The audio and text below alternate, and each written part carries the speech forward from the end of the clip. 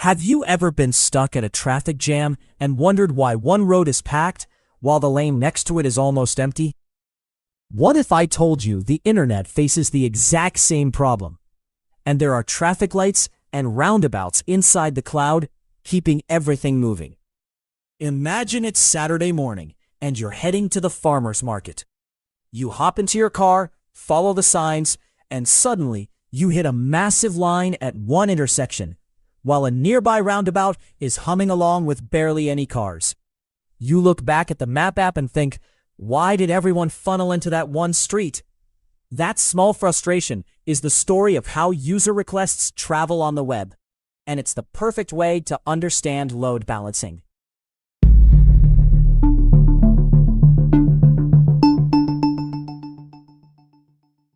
In our city story, every car is a person trying to reach a shop. On the web, a car is a user request, like clicking a link, loading a web page, or adding something to a shopping cart. The streets and lanes are servers, the computers that handle those requests. And the traffic helpers, the traffic lights, roundabouts, and sometimes the traffic cop directing cars, are load balancers. Just like traffic signals and roundabouts route cars so no single road gets jammed, load balancers direct user requests so no single server gets overwhelmed. Let's map that analogy more clearly. A load balancer is a device or software that stands at the entrance to a group of servers and decides which server should handle each incoming request. Think of it as the intersection manager at the mouth of a neighborhood. If all the cars were allowed to pick lanes randomly, you'd get long queues on some roads and empty space on others. A load balancer watches traffic and steers cars so the flow stays smooth. There are a few basic ways a traffic manager can operate, and each has an easy street-based equivalent. The simplest is like a traffic light that alternates which road gets a green. This is like a round-robin approach. Requests take turns going to each server, one after another, in a predictable order. It's fair and easy to understand, and for many steady roads, it works fine. But life isn't always steady. Imagine one road is full of buses that take longer to get through, while another is mostly empty cars that zip by quickly. If your light simply alternates, those buses will still cause backups. That's where smarter controls come in. A modern roundabout is a little like a load balancer that looks at current conditions. It sees how many cars are already on each road and sends new cars to the emptier path. In web terms, this is called least connections, sending traffic to the server handling the fewest active users so no one server gets overloaded. Some intersections need more than just counting cars. Picture a busy street where certain drivers need to use the same lane every time because they're carrying bulky crates that must go to a special dock. On websites, that's like a shopping cart session. The user needs to keep talking to the same server so their cart doesn't disappear.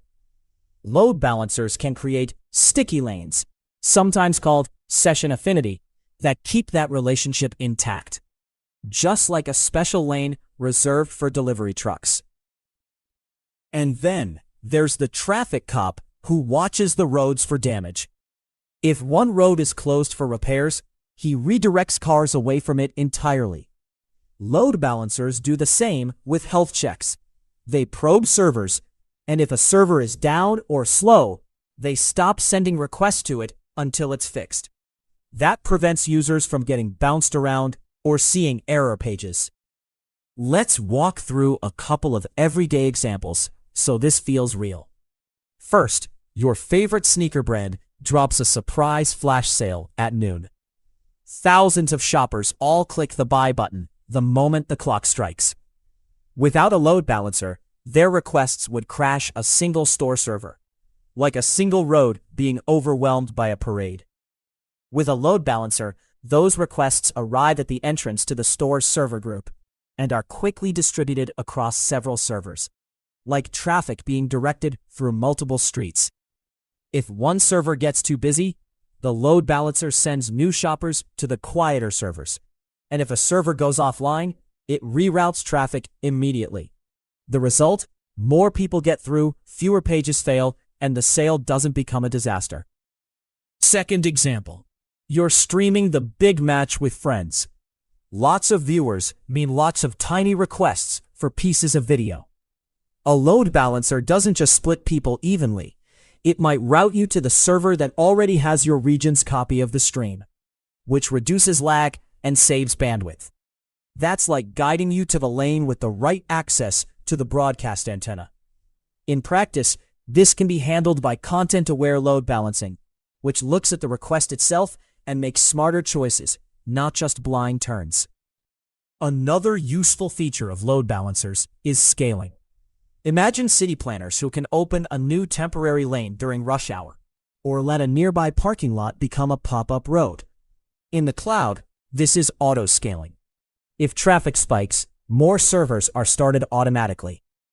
The load balancer sees the new lanes and begins to steer cars to them. When things calm down, the extra lanes close and costs go down. It's a neat way to handle sudden popularity without paying for new roads all the time. It's also worth noting why we don't just build one giant highway to handle everything. A single very wide road might sound great, but it's expensive and risky. If it gets blocked, everything stops. Multiple smaller roads with a good traffic system are more resilient. If one road floods, the others keep working. On the web, that resilience is why we keep many servers behind load balancers. Let's define the key terms in everyday language, just to make them stick. A server is a computer that does work for you, like showing a web page or storing your photos. A request is any action you ask that computer to do, loading a page, clicking a button, or checking out a cart. The load balancer is the traffic manager that forwards each request to a server. Session affinity is when the manager keeps sending the same user back to the same server, so their ongoing activity stays consistent. Health checks are the regular lookovers to make sure servers are actually ready to help. Auto-scaling means adding or removing servers automatically based on how much traffic there is. Back to the market. Imagine you're an ordinary driver who suddenly becomes responsible for directing cars. The lessons are simple. Watch for jams, spread cars out, keep certain vehicles in the same lane when needed, and close off broken roads. That's what load balancers do automatically, every second, across the internet. They're often invisible, but without them, shopping would crash, videos would buffer endlessly, and many of the smooth, everyday websites we take for granted would be painfully slow or flaky. Before we finish, here are 2 short reminders to take with you. First, load balancing is not one trick, it's a toolbox. Sometimes you set a timed light, sometimes you build a roundabout, and sometimes a cop steps in. Each approach helps in different traffic patterns.